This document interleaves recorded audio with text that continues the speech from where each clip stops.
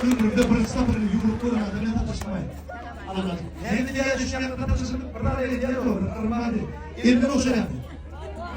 Hani olsaydı mı benim? Elimden olsaydı mı? Elimden olsaydı mı? Elimden olsaydı mı?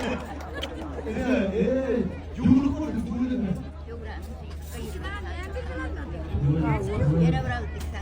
Yoran çok olur ya. Yürü yumruk koydu. Öyle ne yumruk değil?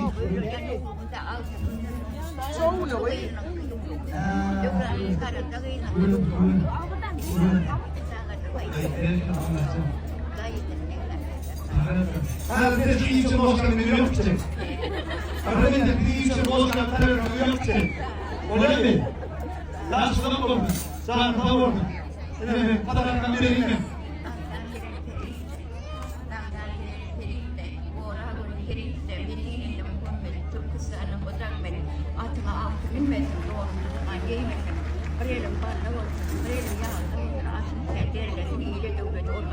Mertandan, kalau jauh dan jauhan, saya memang kan teladan, kau buat, belum mudah kau nak, kita buat es pun nak musuh nyawa, yang sih memang dah macam tu. Benim tanrım.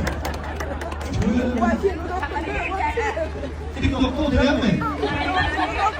Yok TikTok'u girer mi? Ne biliyorsun? Altına kursun mu? Seni like koyar mı? Çoğu demek ki dediler şimdi TikTok'ta oturuyor mu? Çağırıp oturması problem yok. Hayır, sizce bir, şu dayılarla bir dayıla diyalog yapın. Bir de dayıla oturuyor mu? Şimdi dayıla diyalog geliyor mu? Öyle mi? İlman var ya hani birinci de konkursu ettir. Bilmediğine $100 bir verin de $100 bir ölmeden kaniye benim netmeden şu vermedik.